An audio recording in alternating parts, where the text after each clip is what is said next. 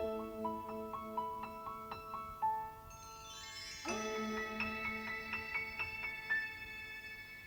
on the windy, windy moors, we'd roll and fall in green. You had a temper like my jealousy, too hard, too greedy. How could you leave Well, if you notice, when I needed to I've got my possess you? I hated got a lighter. you, I wanted to. I'm enjoying some tea this morning. Bit of a ritual to select kind of rocks up bouquet of flowers. You kind of sit down and it just kind of gets you focused on a positive direction.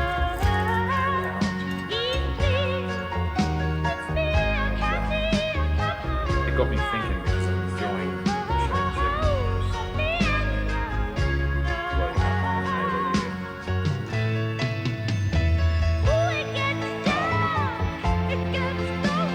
sharing chickens. Pretty good. Not my favourite. Boss. Some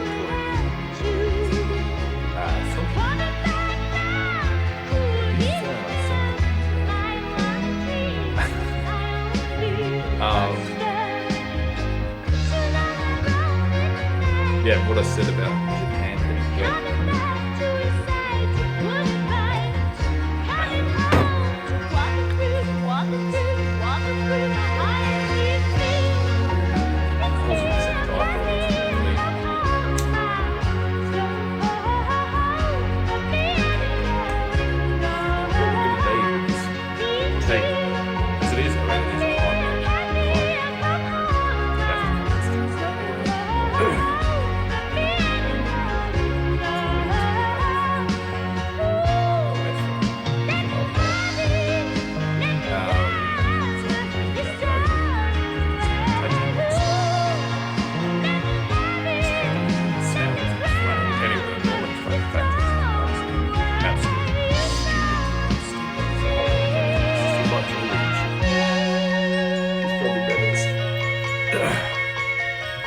But it's also easy to find, so it's a consequence of scale, value. But anyway, what I was talking about is security. I thought, well, this coffee is pretty good. Then it's security.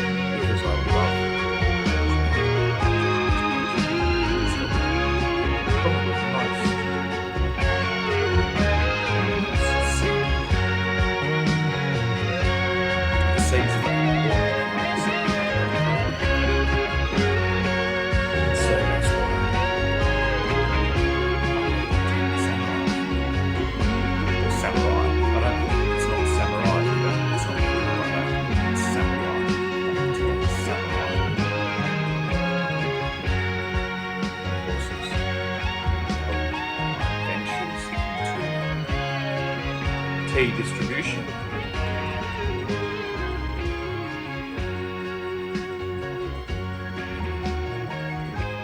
Even if they're ready to be samurai, they don't need to be finished.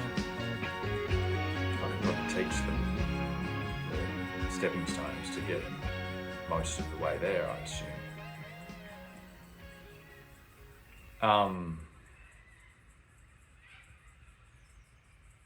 Yeah. I just got to get a horse. And yet to have a proper horse. Although I did have a horse, it was a car. For all of dimwits. It was my van. There's been a few cars. It's mainly been two cars. My little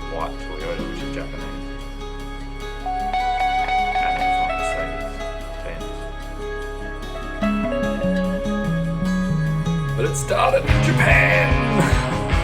So it's gonna fucking end.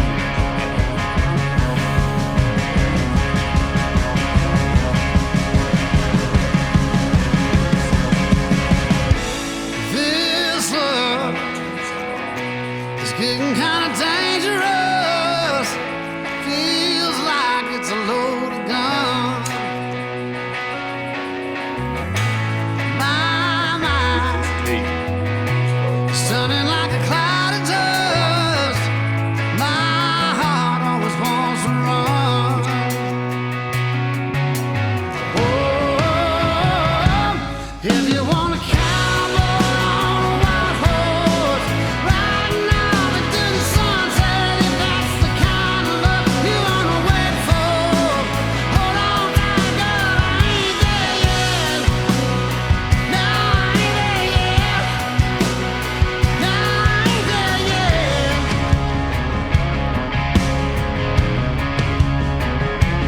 White horse.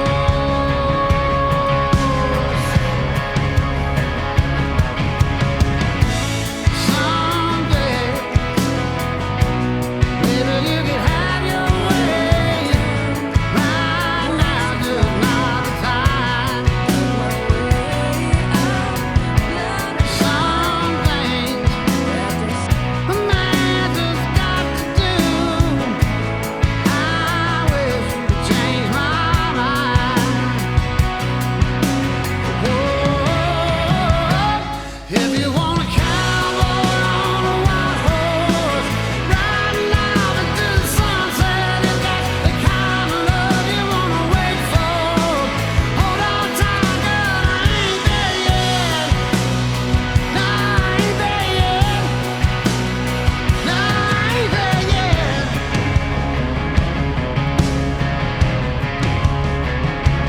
White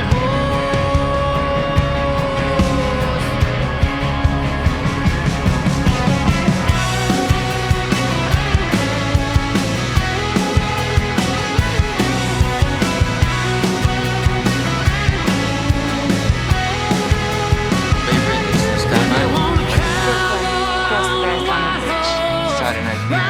That's right. Can you go? Before the guys come up, there's nothing to do. So I guess you're Italian. I'm not Dutch, English. It's my family over.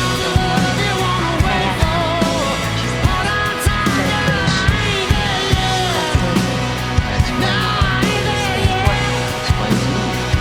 The Duchess, right? Duchess of Bay Ridge.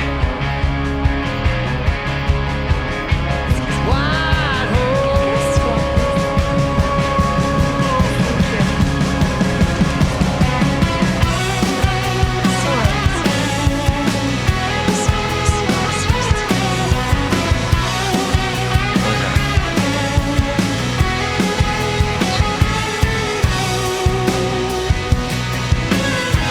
What? You think you're gonna be friends?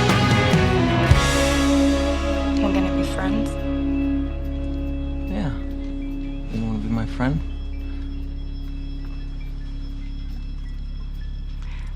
We're not gonna be friends. You knocked me dead, then on my feet. How? And at night I work on my designs. I have an entire line of lingerie. You know, camisoles, bustiers, panties. She designs women's panties too? Oh my god.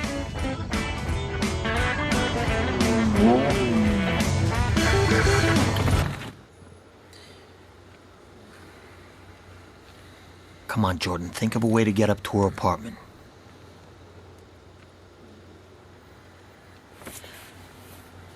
You wanna come up for some tea or something? Tea? Yeah. Like hot tea? Yeah. Oh yeah, that sounds nice. Yeah. Tea? Fuck yeah, I wanted to come up for tea. Like Darjeeling or rose hips, something nice like that. Sure. Rocky? Who's this? Oh, who's this? Say hi, Rocky. Hi, sweetheart. Say Okay. Well, why don't you light a fire or something and I'll be right out. Yeah, fire? Yeah, Sure. Like your painting here, it's,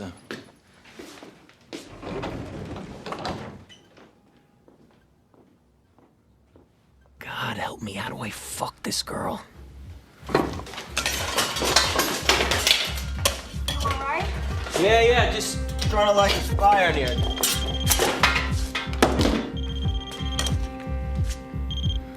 That's it, you're leaving. Don't get involved. Go home to your wife.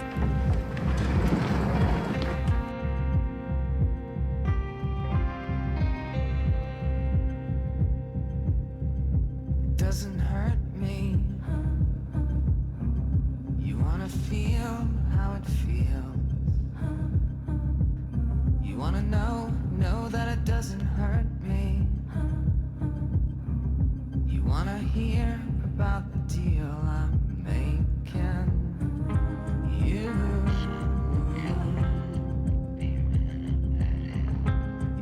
and me.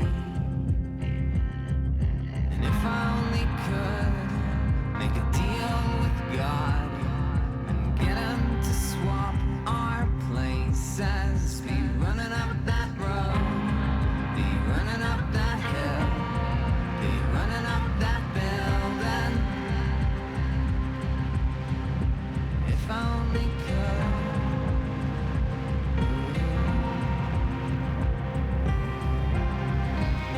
You don't wanna hurt me.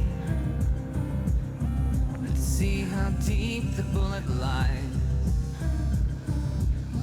Unaware that I'm tearing you asunder. Throughout and sobbing in parts And were as you well. in your, like, well, were you? Oh, I was dressed. Oh yes, no, there was a mood board. I was dressed in white, like corsets and lace, and they were all dressed like mob wives in black lace and corsets. And the theme, I think, it was Victorian slutty. Was the with that what you will. So everyone's wearing like lace and corsets and veils and drunk and screaming at the screen, and like Jacob came on screen, and they just like, I think it registered on the Richter scale. And Yeah, they screamed go so loud. bananas for Jacob, right? Honestly, I was like, if he walked in right now, I think they would get him. It's safer that he's not here. Was this back home?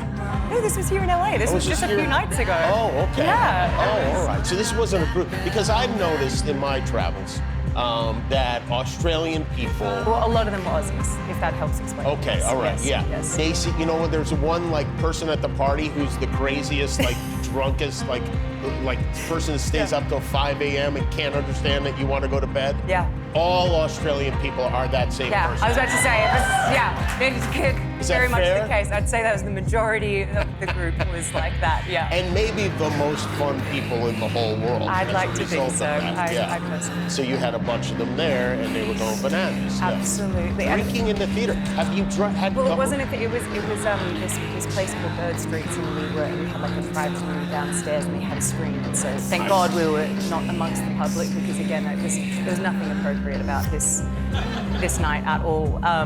Particularly not the commentary throughout the film. So it was safer that we were very much separated. And best for Jacob that he wasn't there. Very much a Was safer. there one friend in particular who was Like the most drunk? shown most brightly? There, do you know what? We played a drinking game throughout the film. Everyone picked a word out of a hat, and you had to drink when that word was said in the movie. And my friend who got the word Kathy, he says Kathy like 1,000 times in this film. Like every 3 minutes, Jacob's like, Kathy, Kathy, Kathy, Kathy. And then there's a lot of Heathcliffs too, but there's a lot of Kathys. So my friend Phoebe picked Kathy. Phoebe got Kathy. She was, yeah, she got Kathy. We're going to take a break, and we're going to see a clip from the film. Maybe we'll even hear the word Kathy and have a drink. Margot Robbie is here. And we're going to Perhaps that is why they have not come. They may be intimidated, poor things. Yes, I'm sure that's it. No, I'm so bored I might die. I have had How enough dare you! of hearing about Mr. Linton. Heathcliff, I cannot get down in these skirts! Well, then you'll have to take them off. You will be so very sorry when I fall out of this tree and die! And you made her sorry. Margot Robbie and Jacob Elordi in Wuthering Heights, just opening theaters February 13th. Jacob's going to be here tomorrow. I know, that's He's a so big fellow. exciting. Yeah, I mean, you saw how he just put me in a tree. Yeah, what does it feel like to have a man just suddenly put you in a tree? I honestly, there's so many times in the movie where he just like picks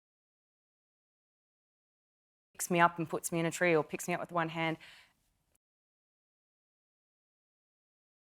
I have to say, like, it's really nice. It makes you feel like, oh, I'm light as a feather. I'm a tiny little thing. Yeah, it's... Can I tell you something? I've had a man pick me up like that. How did it make you feel? You think I'm kidding, but I am not kidding. Shaquille O'Neal. No. Lifted me up like I was a baby. Like I was, and I felt like a little boy. Did you feel safe in his big strong I arms? did. Well, see? It was so much fun. Yeah, it's great, isn't it? It was like that feeling you have when like you and your friend are fighting his older brother and he just keeps throwing you in the pool over and over again. I just experienced that, and I thought of that immediately when I saw it happen there. Yeah. Yeah. I get it. The women, as you mentioned, go absolutely crazy for this Jacob Elordi. I'm excited for the women in the audience tomorrow night. Was Wuthering Heights a book that you read when you were a student? We didn't. It wasn't on our curriculum. It was for a lot of schools, even in Australia, of course. But for some reason, it wasn't at my school when I was there. So I didn't read it. I didn't read it until after I read the script. Oh, so then you decided to go back and read the book? Yeah. I've read it a bunch of times now. It's fun. How many times do you think you will read it before the end? Did you ever cheat in school? No, I was really against that actually. Like, no, I wouldn't dog on someone else if they were cheating. You wouldn't round them out. Did you ever help someone else cheat? I would help. I would help if someone else. Did you ever read? Do you have Cliff Notes over there? You know what that is? Yeah, there was a website you could go to when I was in school. I can't remember what it was, but yeah, you could go and like read a summary of the book instead of having to read them. We didn't have websites when I was in school. You had to go to a bookstore. Now I don't even know if kids are reading, writing their assignments. No, they're reading text messages. No, nobody reads anymore. They don't read. This will be good for them. This will be the closest they get to reading. Like if they're in school and they're assigned Wuthering Heights, I've not read the book. Will they go watch the movie instead of reading? Will the movie tell them everything they need to know? Because that could be a real selling point for the film. I don't know if that would get the grades that they need, really. Because to be honest, most movie adaptations of Wuthering Heights, and there's been a lot, they kind of stop like halfway through the book. There's a whole second half where they go to the next generation, and most movie adaptations don't really go. Is there the one in the 1992 one did great fun. They did that second half of the book. There's a lot of sex in this one. Is there that much sex in the book?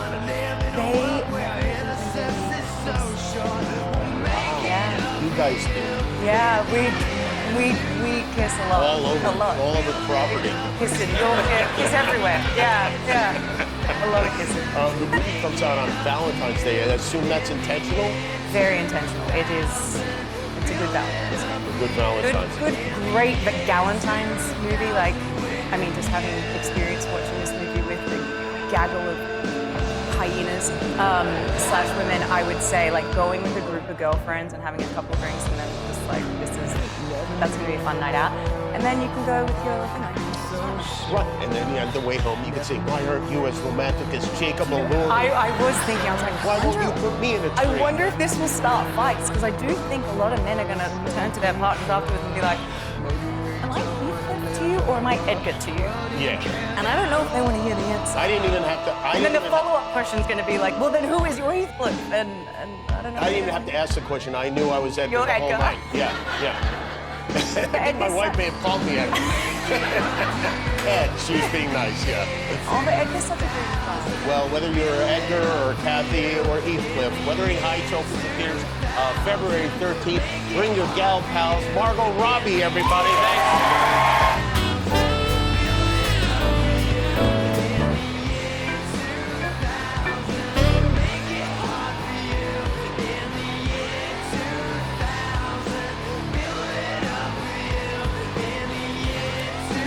Hello, AD, and welcome to the Wuthering Heights movie set tour. Up close, you see things aren't what they seem. You know the need to be anything. You keep it locked inside me, though you ask for more. We have a very grand staircase, as any grand manor should have, and Ours is unique because we have red fur lining the underside of it, which I've personally never seen, ever. And I think I'm gonna do a big dramatic crying scene on this staircase. I'm gonna take you through to the dining room where we can meet Susie, our production designer.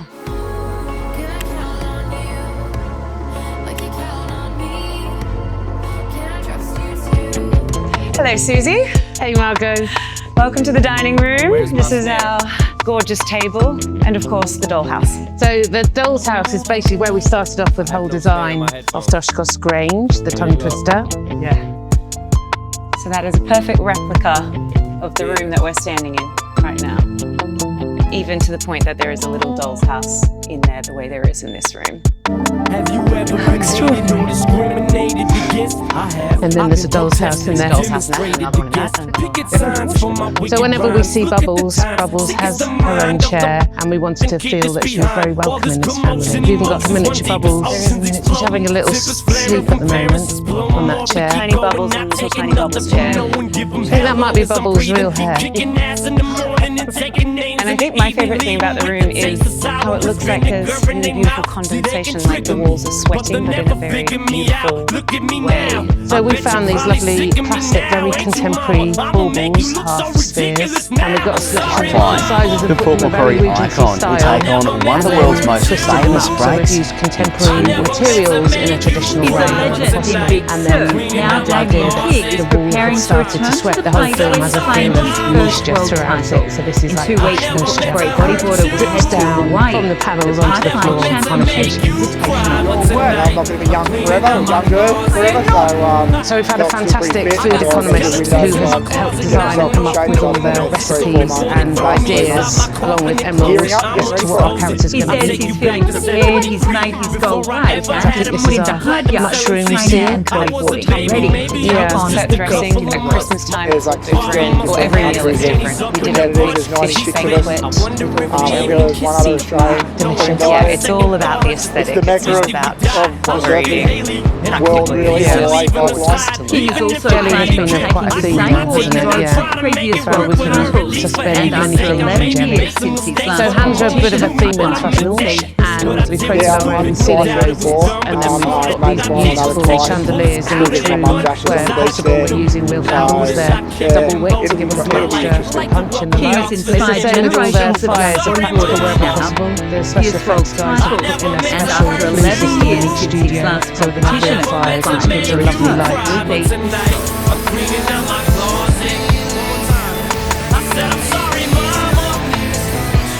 So you're in the entrance hall now. So we have a trompe l'oeil on the floor, which is a painted representation of the garden of Toshkos Grange. We were going to have it on one of the walls, and then when we decided on the different effects in each room, it became like we're never going to see a trompe l'oeil. But we realised that we had a spare floor, so it's on the floor now, and it's in a beautiful gold, hand painted. We had some amazing artists come in and paint it for us. So our staircase here leads up by the magic of film to a massive suite of rooms.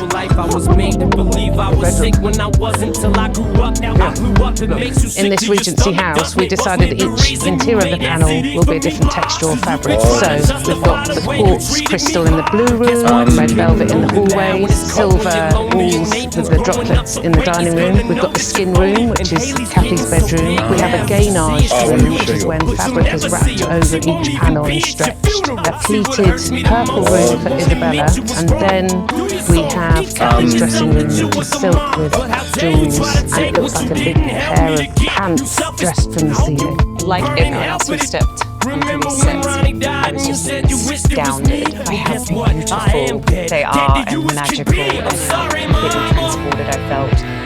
And I just went straight back to Jacob and said, you're going to have to work harder, because for Kathy to choose Heathcliff over all this, I mean, he's got to be quite a guy. These sets are probably the craziest film sets I've ever seen in my whole life. You walk in that's, I want to live here, I want to see the screen again. I think having the inside-outside helps, doesn't it? Yes, so it it's sells completely it. composite set. Yeah. So very rarely do you get to do the outside and the inside on the same soundstage. It's so true. Normally you're on location, then you open the door, cut to 3 weeks Yeah. later you're in studio and you open the door and you're in that house. But here we just walk in and out all together. And I think there's also being in a sound studio whilst being outside is also funny and surreal, and also a specific device, I think, in Emerald's storytelling as well, like the stillness of Thrushcross Grange. My character's bedroom, Kathy's bedroom, the skin room, which is going to sound really weird, but it's her skin.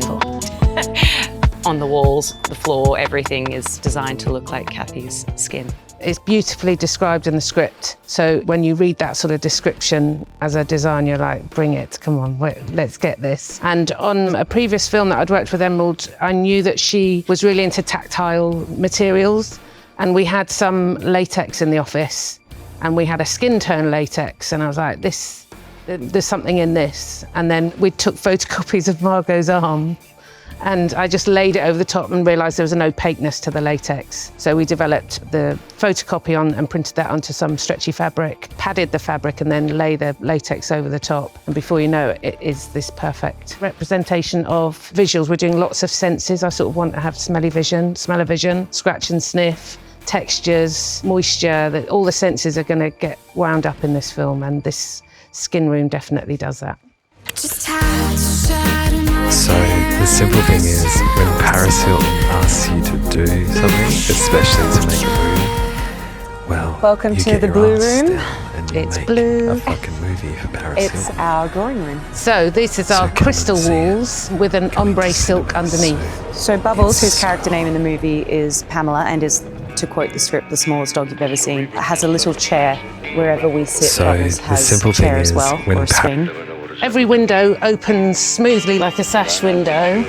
It's supposed to do. We have some scenes where we're going to have the billowing voiles. So every window along the front of the house has this aspect to it as well. We're just not really restricted by the sets in the way that you normally are. The fact that you can walk to a window and open it on a set actually doesn't ever really happen. And obviously we've got the backdrops here of Yorkshire. I mean, those are actual pictures of moors, and obviously just blown up humongous. With lighting, it can kind of shift to look like different times of day. So it's a high-res image that we then manipulated of the actual location we're going to be filming in, and we stitched it together to get the sort of 360 vibe, and then created pockets of weather in certain areas so we can highlight or low-light those elements. Golden gates, I'm away. Got somebody on my mind and a pill I can't taste. I'm fake. We are in the gardens of Thrushcross Grange. My favourite set of all time is these gardens. We're standing on real grass. When you walk in, the smell of roses hits you because there are real flowers everywhere. These trees are probably one of my favourite things about it, because on the other side of the Thrushcross Grange wall, there's one tree growing over the fence. These trees are growing towards each other, like lovers who are kept apart. Very descriptive. The script that Emerald writes was very clear that it needed to be a composite set, and that was also one of her first things that she said to me. We're building the world on a soundstage, that whole old school traditional form of filmmaking, but let's do it in a contemporary manner. So we got the biggest soundstages we could at this studio, and to make it composite we had to come up with a balance between how much we can build in the house and how much we can create in the garden. Hence why we've got terraces which give us ideas of gardens going on, and we have hidden sort of avenues and vistas on the sides of the house, just to give the impression that the house garden and the house carries on behind us as well. The script required me to create a little element of the moorland when Kathy tries to climb in and have a peek at what's going on, and that helps with deciding how we build the shape. And the whole of this set is all about even numbers, so everything's very symmetrical and regular here, whereas over in the Heights it's all, nothing's the same, everything's slightly wonky, whereas here we're really strict with our lines. From a producer point of view, you're like, oh, we should shoot on location, it would be cheaper than building these insane sets. But you just want the most amazing, beautiful thing. You also just, I think as a producer, just want to have everyone really dream big, and then you figure out, okay, how do we actually practically do it? Last week it was snowing here. It was completely, Thrushcross Grange was covered in snow, movie snow of course, which is tiny little pieces of paper, but it was like the most beautiful, magical thing you've ever seen. My first day here, it was springtime, summer version, and it's Christmas time, we do all the snow dressing, and everyone's redressing it back now. But there's meant to be a juxtaposition, like Susie mentioned, between Thrushcross and our Wuthering Heights set. The condition over at Wuthering Heights is a lot more blustery, harsh, wind and rain in your face, and here it's almost like a soundstage stillness to it. It's just impossibly beautiful, no matter what the season is. The swing is actually based on an amazing, famous painting by Fragonard of a young woman having a good, joyous time of swinging in an exact replication of what we've done here. So it was really fun to play with that. That was sort of like the beginning of the inspiration for the rest of the garden, really, this corner. We did a great scene, Alison and I, on the swing there.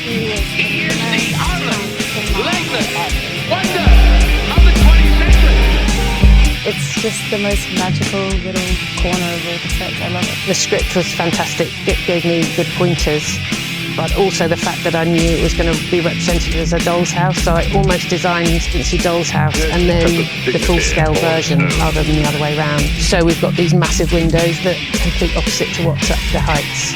So these tall, narrow, portrait-style windows as opposed to the landscape that we have at the Heights. Honestly, we'd been shooting on the Wuthering Heights set for weeks, and I came over here and I was like, I don't want to go back there, which is very good for my character, actually. When you see the Wuthering Heights set too, you can appreciate it almost like lives and breathes, and the landscape approaches in on the set in a way that's just fascinating and artistic and cool. But it's quite harsh. It's a lot of brutalist sort of elements, and it's a lot darker. And of course, when you come to these sets, everything's so bright, and it's just meant to be a great juxtaposition. Emil's very keen to have this boundary around us to push out any reality, so anything that's living is caged or, in something. So we've got the goldfish, I think we've got a bird's cage, everything's caged, and even the garden feels caged apart from that tree that's making a dash for it.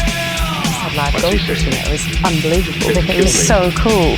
Yeah, like Susie said, everything is caged, and it's symbolic. The Catherine's live here as well, and the fish and the jelly. I mean, everything's kind of suspended in a beautiful way, but it is caged. But of course, we don't have the goldfish here right now. Under special conditions. Because, by the way, certain temperature and the real diva of this movie are the goldfish, I have to say. I almost never do contemporary films because I want to be in a different world, and when you're in a period film, you just feel like you're transported to a different place. And we're not, obviously, this isn't a period correct film in that we stuck to all the rules using contemporary materials like resin, but like a period correct silhouette is kind of extends to your costumes, where we're using materials that aren't period correct, but the silhouettes are, and, it's fun, but it's also actually more difficult to plot because the options become kind of infinite. You have to start giving yourself rules, otherwise then the world really is as big as your imagination. You've got so many imaginations at play. It's like it's easier, I think, to do a period correct film where it's just like, this is how it was. Zips didn't exist. That material didn't exist. Couldn't be put together like that, and just do it how it was. But in the Wuthering Heights that we're seeing, the options are kind of limitless.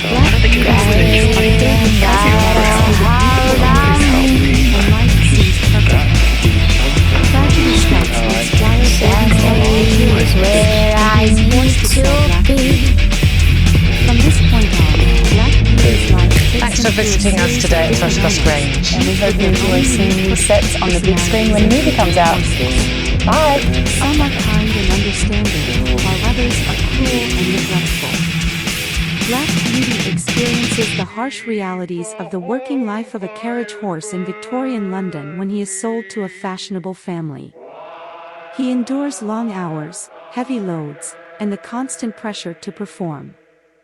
He witnesses the mistreatment of horses by carriage drivers and laments the cruel practices inflicted upon his fellow equine companions. Throughout his various owners, Black Beauty encounters both good and bad people, including compassionate and considerate individuals like Jerry Barker, a cab driver who treats his horses with utmost care and respect. He also encounters individuals who have no regard for the well-being of their horses, using harsh bits, ill-fitting saddles, and overworking them to the point of exhaustion. As Black Beauty journeys through his life, he holds on to his indomitable spirit, maintaining his integrity and teaching important lessons about kindness, empathy, and the humane treatment of animals. He meets other horses, such as Captain and his loyal friend Ginger, who share similar tales of hardship and resilience.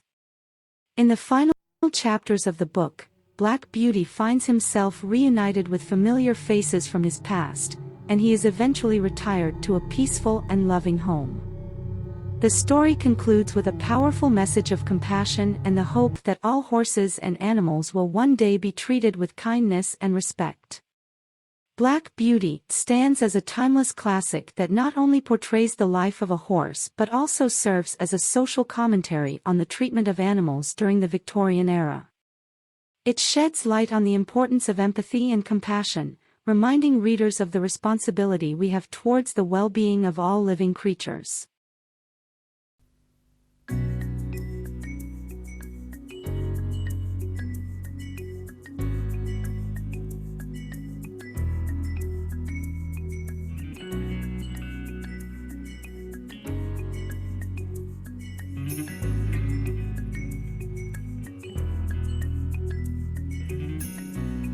We will fly way up high. Queensland is a long way from Hollywood, but that was never going to stop Margot Robbie, who at just 26 starred with Leonardo DiCaprio in The Wolf of Wall Street, alongside Will Smith in Focus. And next up, the hotly anticipated Suicide Squad, playing supervillain Harley Quinn. Margot landed in Hollywood with a hit, cast as Leo's wife by the legendary Martin Scorsese. Were you more intimidated about meeting Leo or about meeting Scorsese? I mean, they were both there at the same time, so it was a double whammy. Probably, gosh, I mean, probably watching him on a set, he genuinely, I think that's why he gets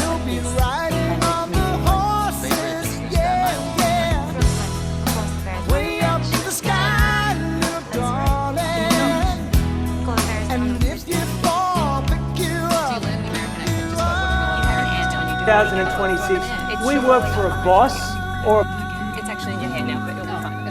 There's a lot of swankiness in there. It'll find its way. It's like a little person, not an algorithm or a computer. And I have seen repeated examples or situations where elderly people, for example, might be working in a warehouse and are told that they have to have a pick rate. Do you know what a pick rate is? It means the number of items that you stack on a shelf inside a 5-minute period or a 10-minute period. Now let's think about the circumstances where the company says no longer it's not 40 items every 5 minutes, now it's 50 items every 5 minutes. Hasn't it? Employee, you've got every right to demand whether the algorithm has determined that for a 20-year-old male or a 55-year-old female. And if you're a rideshare delivery rider, you've got every right to determine whether the algorithm's sending you purposefully down busy roads rather than quieter back streets. And if you do go down the quieter back streets, you get denied access to the app. At the end of the day, even in 2026, even with modern technology, we work for people, not computers.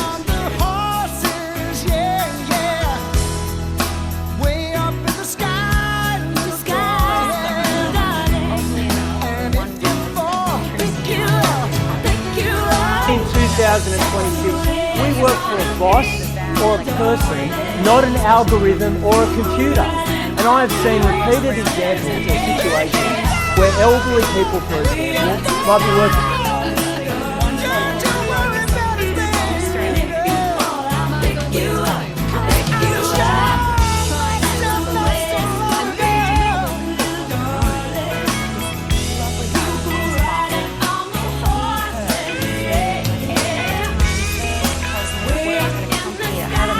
in Melbourne, like such a remote link.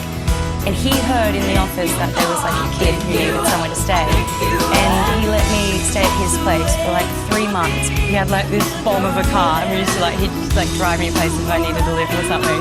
And I remember being like, Mark, I'm going to be an actress one day. I'm going to be an actress one day. And when I'm really famous, I'm going to buy you a car. And it's going to be like a really good car. And he's like, all right, cool. You just said that on TV. I know, but I think about it all the time. I was like, I need to track Mark down and I need to buy him a car.